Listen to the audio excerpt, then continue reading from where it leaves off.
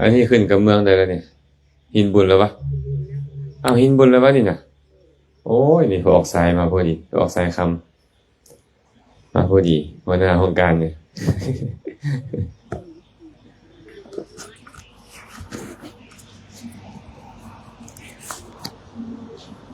ฟังทำหน่อยหนึ่งเนาะ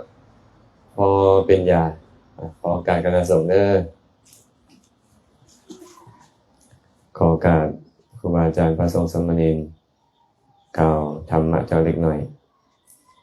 นะมัตถุรัตนตยัสสะขอความนอบน้อมของข้าพระเจ้าจงมีแด่พระรัตนตรัย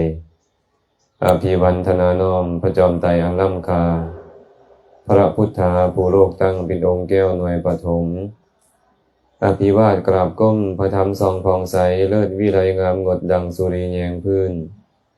ผู้เป็นพื้นหน้าบุญล้นพระสังฆองค์เอกวันธนานกไว้ขมาก้มกราบการขอถวายความเคารพครูบาอาจารย์พระสงฆ์สามเณรทุกรูปทุกองค์ขอการกล่าวสิ่งอันพันน้อยขอความสุขความเจริญจงบังเกิดมีแก่ญาติธรรมเมื่อสุขุสุคนที่ได้สละเวลามาร่วมกันเจริญกุศลตอนรับกับสู่ครูบาอาจารย์ถวายทานแก่คณะสงฆ์ในมื้อนี้ลำดับต่อไปร่วมกันฟังธรรมจะเล็กน้อยปัฏฐาพยาเอกราชนะสัคคัสสะขมาเนนะวา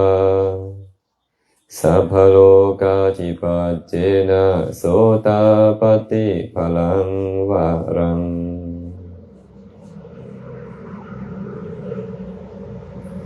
พระสัมมาสัมพุทธเจ้าตรัสพุทธพจน์บทนี้เอาไว้ว่าปัฏฐพยาเอกรัชเชนะสัคคัสสะขมาเนนะวาสัพพโลกาธิปัจเจนะโสตาปฏิภลังวะรังโสดาปฏิผลเป็นคุณชาติอันประเสริฐกว่าการเป็นใหญ่ในแผ่นดินประเสริฐกว่าการเข้าถึงสุคติโลกสวรรค์และประเสริฐกว่าการเป็นใหญ่ในโลกทั้งปวงเสียอีกอันนี้เป็นพุทธดำรัสที่พระสัมมาสัมพุทธเจ้าตรัสเอาไว้ก่อนจะอธิบายขยายความของพุทธพจน์บทนี้เบื้องต้นก็ขออนุโมทนาบุญนำญาติธรรมหมดสุขุสุคนแล้วก็ครูบาอาจารย์ที่ได้ให้ความต้อนรับขับสู้มาฮอดวัดพ้นสว่างเป็นปะวัดบ้านพ้นสว่างเนาะฮะ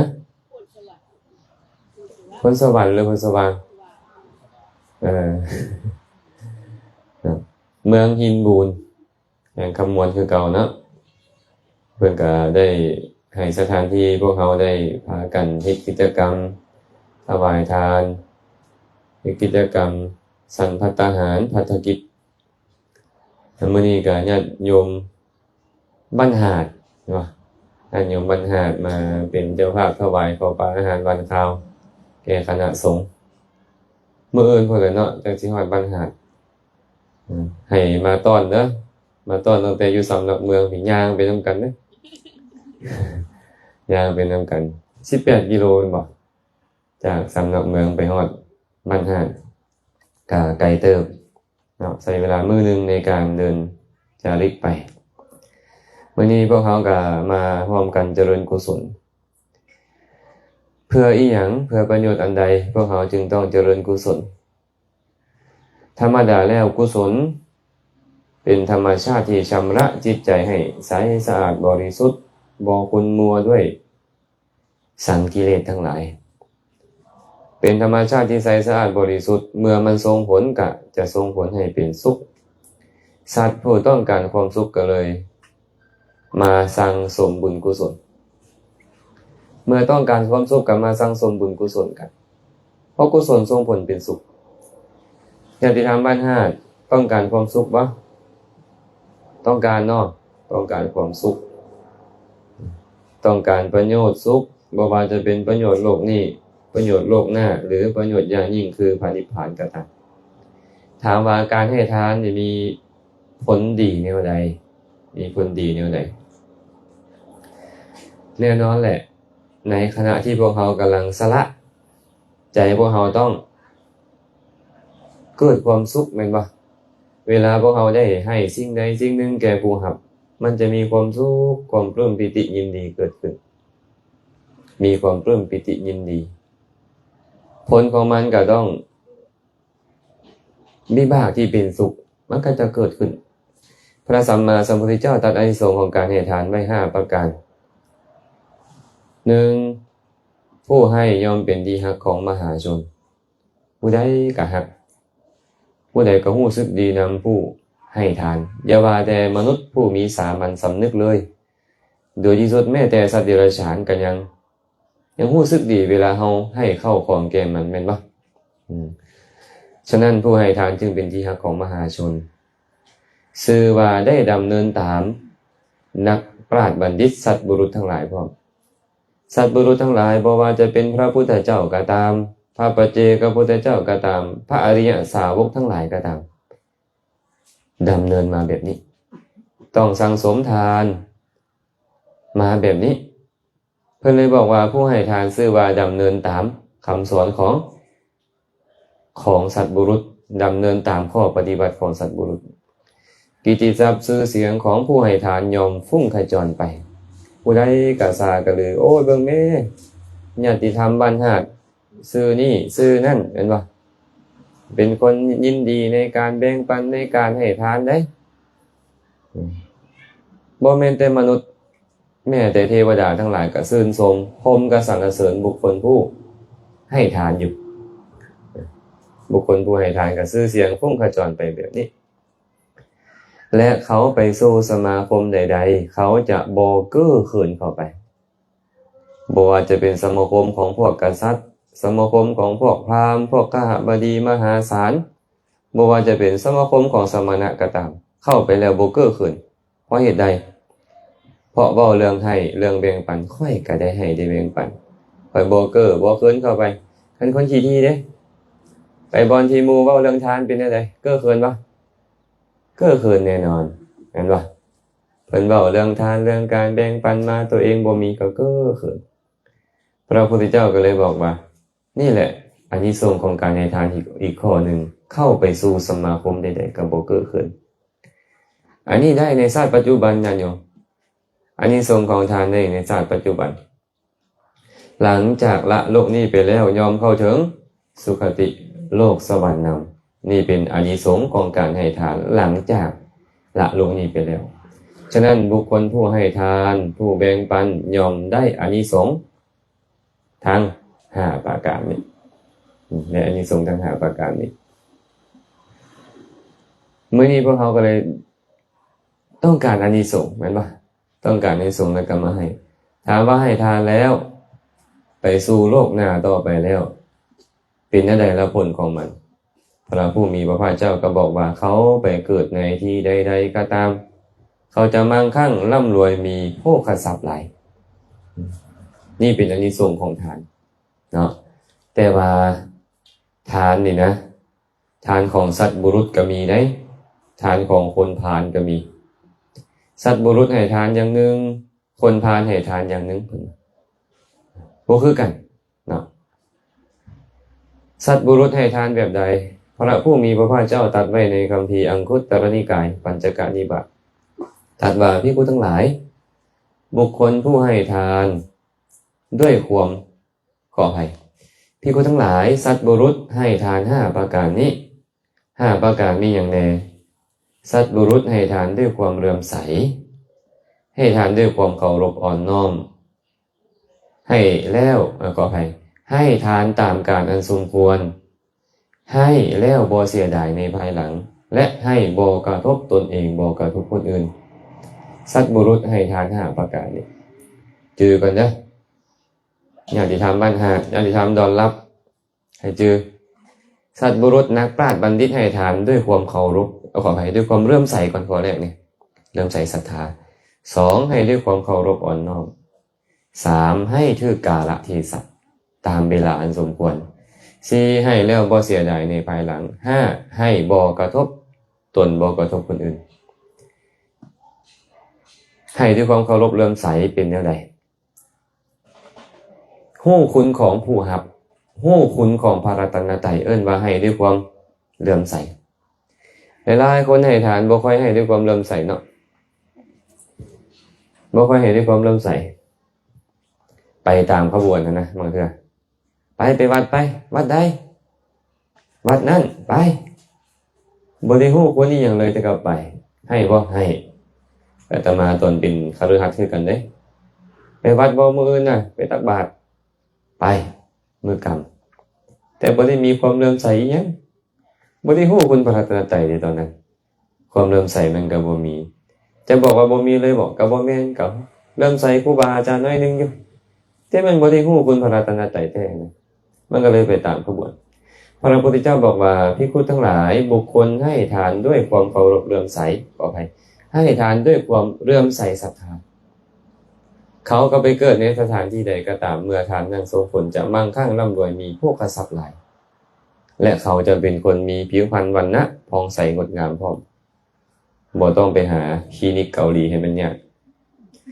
บ่ต้องถึกปาดดังนะคิ้วก็บ่ถึกหมู่เอาหยังมาซักตาก็บ่ถึกห้อยหน้าผากก็บ่ถึกยัดให้บ่มีออกน้ำเมื่อทานทรงผลและงามเองอัตโนมัติเลยเนาะ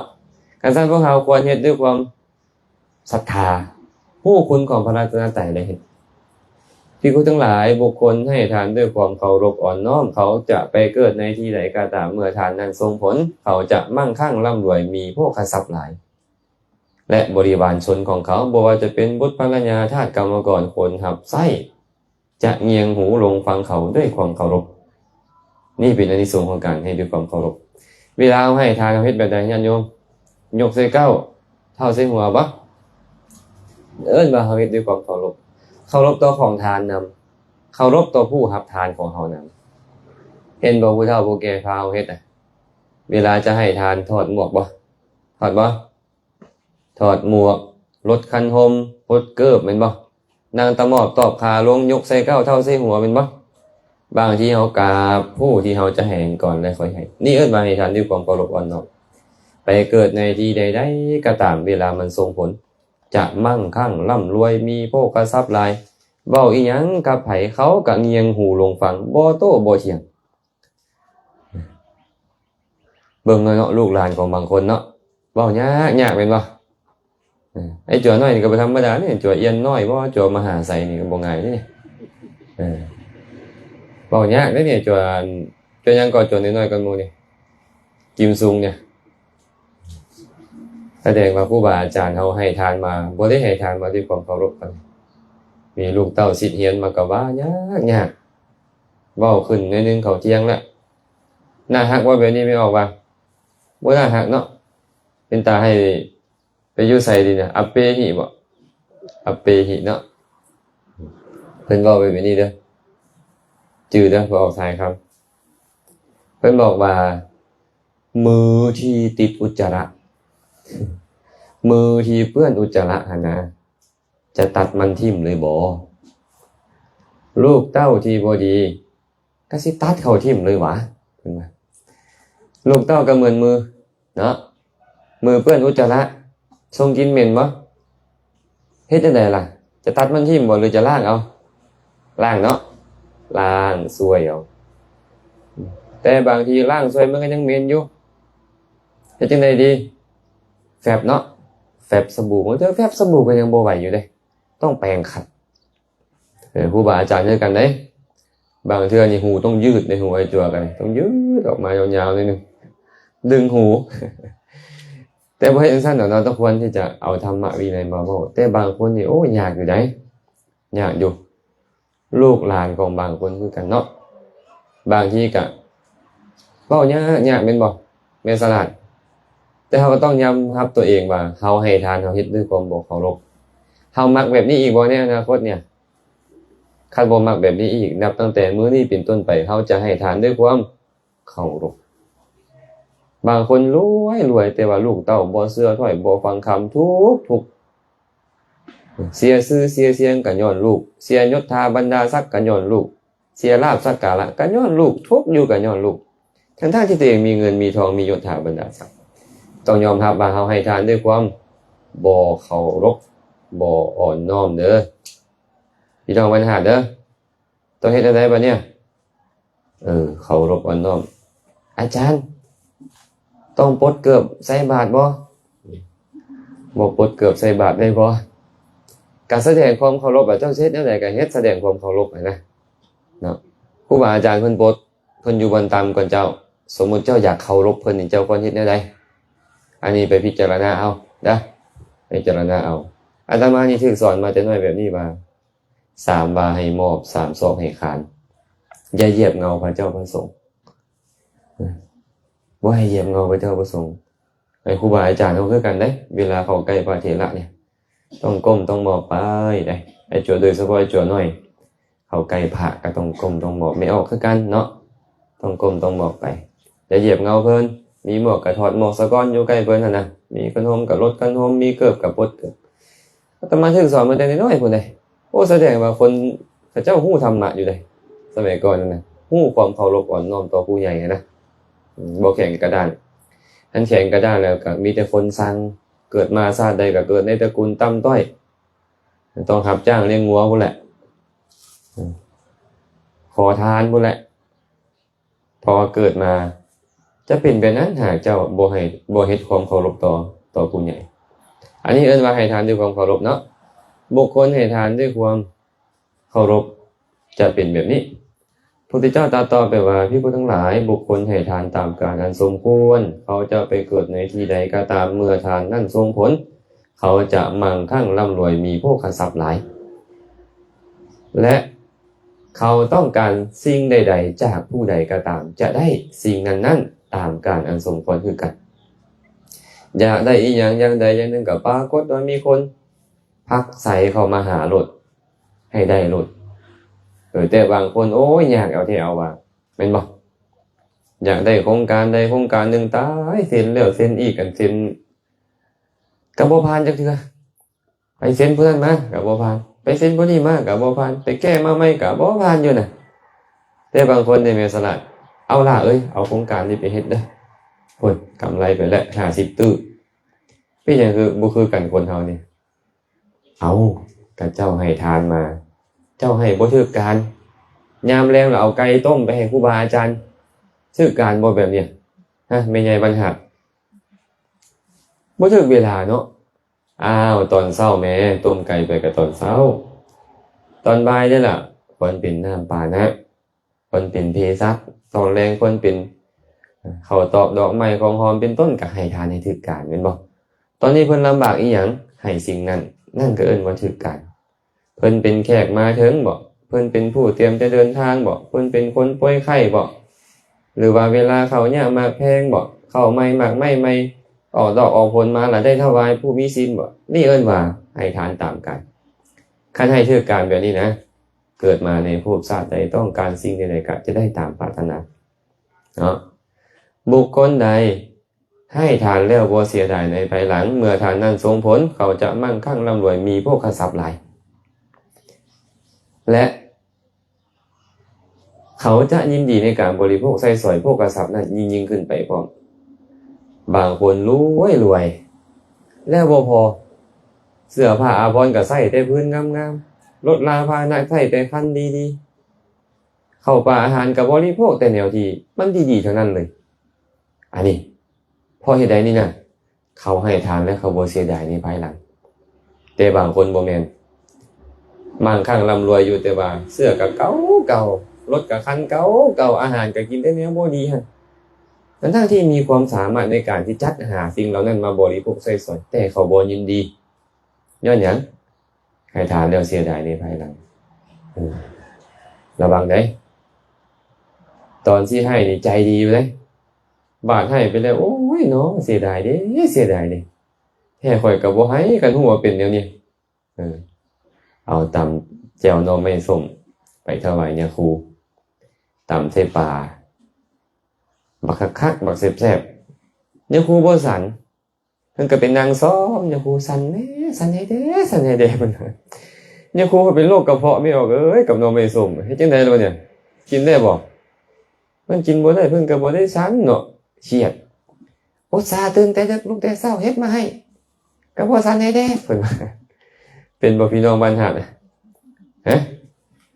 ห้วยกะวะนี่เป็นบ่โอ้ยยันเป็นอยู่ดอกอาตมาว่าแท ท้ข่อยก็บ่ให้แท้ข่อยก็บ่เฮ็ดกันฮู้ว่าเป็นแนวนี้น่ะนี่เสียดายในภายหลังเกิดมาชาติใดๆก็รวยอยู่ได้พี่น้องน้ำเอ้ยแต่บ่ยินดีในการบริโภคย้อนหยังนี่ย้อนเฮาเสียดายคันซั่นบ่ต้องเสียดายเด้อคันมีทรัพย์สมบัติและบ่ได้บริโภคมันสิมีประโยชน์อีหยังผมไม่ออกว่ามีไว้เฮ็ดหยังมีแล้วบ่ได้บริโภคคือมีแว่นตาแล้วบ่ได้ใส่นี่นะมีไว้เฮ็ดอีหยังเนาะโยมผู้เวทเนาะแม่นบ่มีไว้เฮ็ดหยังมีแว่นตาแล้วบ่ได้ใส่มันก็บ่ประกอบประโยชน์อีหยังมีเงินแล้วบ่ได้อยู่บ่ได้ใช้บ่ได้สอยมีเงินมีทองแล้วบ่ได้ใช้บ่ได้สอยมีประโยชน์อีหยังบ่มีประโยชน์เนาะเป็นบ่แม่นสลัดเงินหลังบักใหญ่โอ้ยให้ตัวหนูไปอยู่ว่าดิแม่เจ้าของแล้วไปอยู่หลังน้อยๆกันบ่คักแด้จังซี่ไปกางเต้นอยู่เห็นบ่นำครูบาอาจารย์ไปกางเต้นอยู่บ้านเฮือนละหนูอยู่เฮือนบ่งามๆ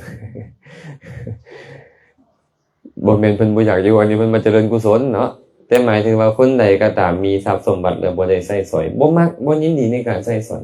ผู้นั้นก็บ่ได้ประโยชน์จากมัน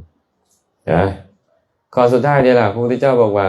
ภิกขุทั้งหลายบุคคลผู้ให้ทานบ่กระทบตนเองบ่กระทบคนอื่นเมื่อทานนั้นส่งผลเขาไปเกิดในที่ใดก็ตาม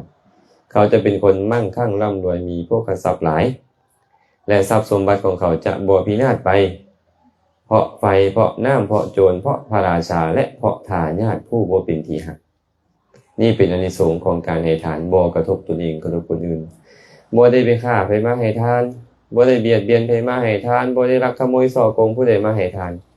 ค่อยให้ทานบ่ได้เพื่อให้คนอื่นนี่เสียหน้าเสียตาบ่ได้เพื่อให้คนอื่นทุกข์บางคนนี่นะอยากให้หมู่อื่นทุกข์เนาะให้หมู่อื่นคนอื่นได้ให้ได้ 5,000 ตัวเองไปเกทับ 10,000 อยากให้เขาเสียหน้าเสียตาอันจุดประสงค์บ่ดีบ่แม่นว่าให้หลายกว่าเขาบ่ดีเด้ดีแต่คันใจบ่ดีก็คือทานบ่ดีเห็นบ่แบบนี้เอิ้นว่ากระทบคนอื่นเด้บางเทื่อก็ต้องไปฆ่าหมูเฮ็ดเป็ดไก่มาให้ทานบางเทื่อก็ต้องมีการทุบการตีมีการเบียดการเบียนคนอื่นเฮ็ดให้คนอื่นมีหน้านองด้วยน้ำตามาให้ทานอันนี้คนพาลให้ทานแต่บัณฑิตให้ทานบ่เฮ็ดแบบนั้นเมื่อมันส่งผลทรัพย์สมบัติเจ้าบ่พินาศไฟบ่ไหม้แน่นอนน้ำบ่ท่วมเจ้าใหญ่ในโตหิบบ่ได้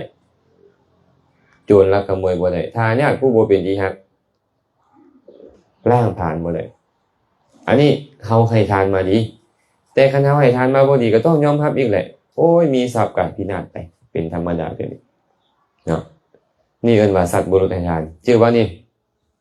1ให้ทานด้วยความเลื่อมใสศรัทธา2ให้ทานด้วยความเคารพอ่อนน้อม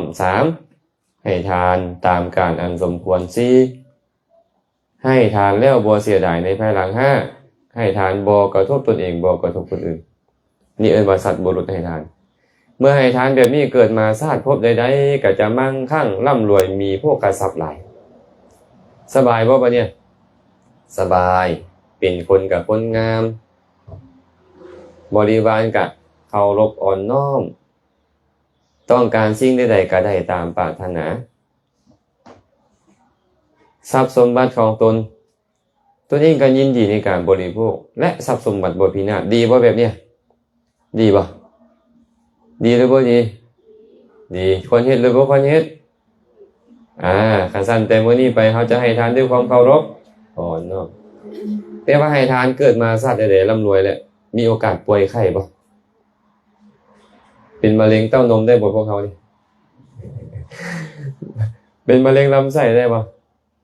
มะเร็งเม็ดเลือดยังมีโอกาสเป็นบ่ความดันเบาหวานมีโอกาสเป็นเป็นบ่รวยแล้วเป็นอันนี้ดีบ่ดีบ่พอไม่ออกบ้างบ่ดีแต่ว่ามันเป็นโทษของหยังล่ะไอ้โรคภัยไข้เจ็บนี่มันเป็นโทษของการเบียดเบียนสัตว์คันเจ้าบ่ต้องการมีโรคภัยไข้เจ็บเจ้าก็บ่ต้องเบียดเบียนสัตว์ได้บ่เนี่ยไปทุบมาตีแมวไปจังซี่เอิ้นว่าเบียดเบียนสัตว์มันจะเป็นเหตุให้เฮาต้องมีพยาธิบาดเหงารวยมีพยาธิบาดเหงาบ่ดีแม่นบ่บ่ดีรวยจะตายไว้ดีๆบ่เนี่ยฮะบ่ดีคันบ่ดีเฮ็ดจังได๋ล่ะบ่เนี่ยอย่าเบียดเบียนสัตว์อย่าฆ่าสัตว์น ขันเจ้ามักฆ่าสัตว์ถึงเจ้าให้ทานดีปานใดก็ตามเกิดมาสัตว์ใดร่ำรวยแต่บ่โดนตายเอาบ่ไปเนี่ยขันบ่เอาต้องมีศีลตื่มได้นี่เนาะ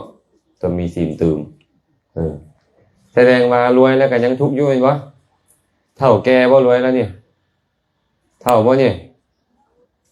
ทิมหน้าเด้งอัดเข้าปานใดมันก็บ่เด้งแล้วเดี๋ยวเนี่ยย้อนหยังนี่ความแก่ชราครอบงำยังทุกข์บ่ทุกข์มันต้องทุกข์อยู่พัดพรากจากของฮักของแหนจากคนที่เฮาฮักทุกข์หรือบ่ทุกข์เมื่อคืนนี้มีโยมเพิ่นติดต่อมาอาจารย์ข้าน้อยคือทุกข์แท้เพิ่นเป็นหยังคือทุกข์พัดพรากจากคนฮักเสียชีวิตไปก็เลยทุกข์อาตมาก็เลยบอกว่าเป็นธรรมดาไม่บอกเป็นธรรมดาอันพัดพรากแล้วมันทุกข์นี่บางทีมันก็ต้องใช้เวลาในการลืมคนฮักได้เนาะแม่นบ่คันผู้ลืมได้ไว้ก็ทุกข์น้อยลงคันผู้ได้ลืมยากทุกข์ดนได้แต่บ่พ้นจากทุกข์เนาะรวยก็บ่พ้นจากทุกข์แม่นบ่อ้าวลูกตายเสียเมียตายจากสามีภรรยาพัดพรากจากกันของฮักของหวงแหนพินาศไปทุกข์บ่รวยได้ล่ะแต่ก็ทุกข์นี่แหละคือสังสารวัฏแหละผิดหวังซ้ำซอกทุกข์บ่ความผิดหวังนี่นะถูกบ่เป็นให้อยู่ซุมื้อผมบอกว่ามันผิดหวังนี่ทุกข์อยู่เนาะเฮ็ดจังได๋บัดนี้มันจังบ่มีความแก่บ่มีความเจ็บบ่มีความตายเฮ็ดจังได๋มันจะบ่มีความโศกเศร้าเสียใจพิไรรำพันมันจะบ่ผิดหวังซ้ำซอกมันจะบ่ได้พ้อสิ่งที่บ่อยากพ้อมันจะบ่พัดพรากจากของฮักเฮ็ดจังได๋ต้องบรรลุนิพพานเท่านั้นแม่นบ่คันยังบ่บรรลุมรรคผลนิพพานนี่หมดโอกาสนี่ออกบ่อยากพัดพรากมันก็ต้องพัดพรากบ่อยากพบพ้อสิ่งที่บ่อยากพบพ้อก็ต้องพบพ้อบ่อยากแก่ก็ต้องแก่บ่อยากตายก็ต้องตายบ่อยากผิดหวังก็ต้องผิดหวังและยังมีโอกาสไปนรกอีกมีโอกาสไปเกิดเป็นสัตว์เดรัจฉานเป็นเพศเป็นอสุรกายอีกในนรกพระพุทธเจ้าบอกว่ารูปดีๆบ่มีโอกาสได้เบิ่งเสียงดีๆบ่มีโอกาสได้ฟังกินดีๆบ่มีโอกาสได้ดมรสชาติดีๆบ่มีโอกาสได้ถูกต้องได้สัมผัสเลยได้ชิมเลยสัมผัสที่นุ่มๆนวลๆบ่มีโอกาสเลยเจ็บปวดร้อนทรมานอยู่หันได้ยินแต่เสียงด่าเสียงว่าได้เห็นแต่สิ่งที่บ่ดีถูกลงโทษฐานอยู่ตลอดทุกข์หลายเนาะทุกข์หลายส่ำใดล่ะหลายเอาหอกคมๆนี่นะคิดตามมึงเด้อเอาหอกคมทาน้ำมันพร้อมให้เขามาแทงมื้อละ100เทื่อตอนเช้ามื้อละ100เทื่อตอนสวยมื้อละ100เทื่อตอนแลงสรุปก็คือมื้อ300เทื่อถูกหอกแทงอยู่แบบนี้นี่นะมื้อละ300หอกอยู่100ปีก็ยังบ่ทอความทุกข์ในนรกอยู่ญาติโยมเอ้ยสนใจบ่ล่ะบ่ครับแม่ใหญ่ไม่ออกน้ำสนใจอยู่บ่นรกเนี่ยคันบ่สนใจนรกต้องมีหยังต้องมีศีลแค่ให้ทานบ่พอเนาะศีลก็ยังมีโอกาสไปนรกอยู่ถ้าหากเจ้าใจเสียหายใจบ่ดีจะต้องมีภาวนาเติมอีกบัดนี้คันมีทั้งทานทั้งศีลภาวนาจะบ่ลำบากในอนาคตมีโอกาสเกื้อกูลต่อพระนิพพานต่อไปแค่พ้นจากนรกมาเป็นมนุษย์นี่ยากพอแฮงแล้วเด้แต่ก็ยังต้องทุกข์อยู่แม่นบ่ยังต้องทุกข์อยู่บ่อยากทุกข์ก็มีวิธีการเดียวคือบรรลุมรรคผลนิพพานอาตมาก็เลยยกคาถาขึ้นมากล่าวเมื่อกี้นี้ว่าปทัพพยาเอกรัชเชนะสักขัสสะคมณีนวา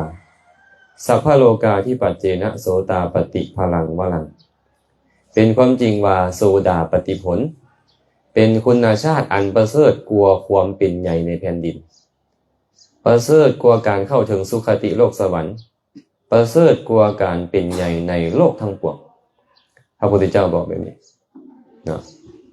พระองค์บอกว่าโสดาปฏิผลเนี่ยความเป็นโสดาบันนี่นะประเสริฐกว่าความเป็นใหญ่ในแผ่นดินเพราะเหตุใดท้าวพญามหากษัตริย์ผู้ครอบครองแผ่นดินนี่มีโอกาสไปนรกบ่พอไม่ออกบ่ฮะ มีโอกาสไปเกิดเป็นสัตว์เดรัจฉานเป็นเพศเป็นอสุรกายบ่หากใจบ่ดีเจ้าจะเป็นเจ้าฟ้ามหากษัตริย์เจ้าก็ต้องไปนรกเห็นบ่เจ้าเฮ็ดกรรมชั่วด้วยกายด้วยวาจาด้วยใจอยู่เจ้าก็ต้องไปนรกต้องไปกำเนิดเดรัจฉานเพศอสุรกายมันบ่เว้นผู้ใดไว้เลยกรรมชั่วนี้นะ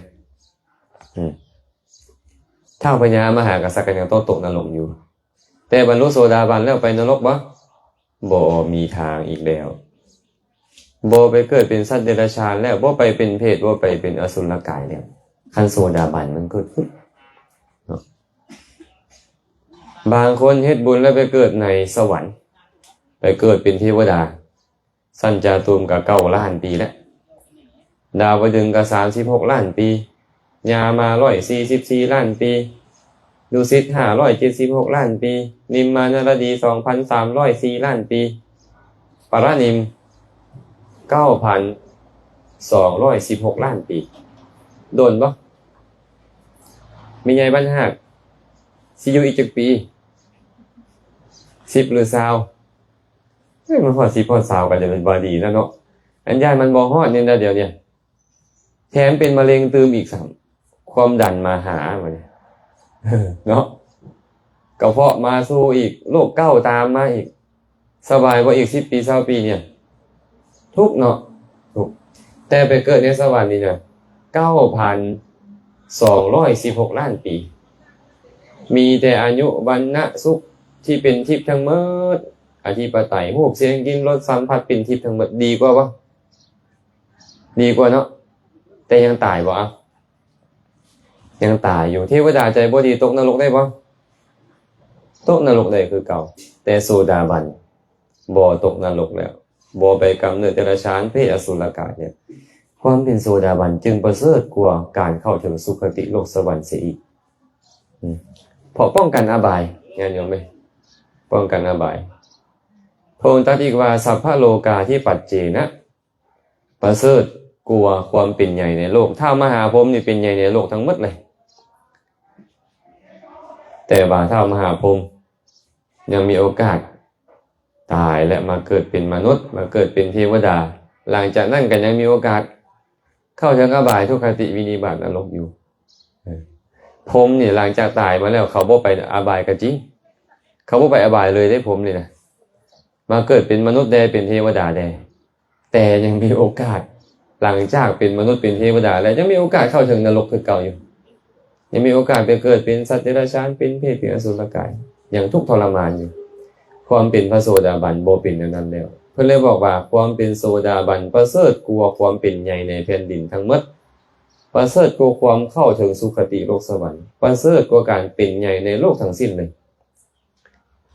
บ่ไปอบายแล้วและเที่ยงแท้จะปรินิพพานในอนาคตอันใดดีกว่าพ่อไม่บอกว่า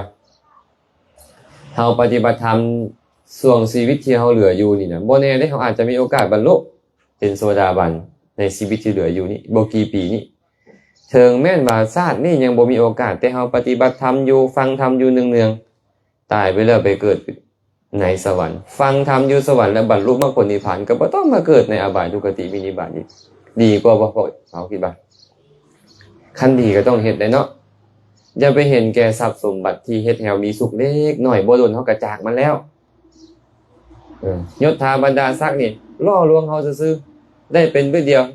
โดยที่สุดแม้แต่เป็นประธานาธิบดีพุ่นเดี๋ยวก็หมดวาระแม่นบ่แล้วก็ต้องทิ่มมันไป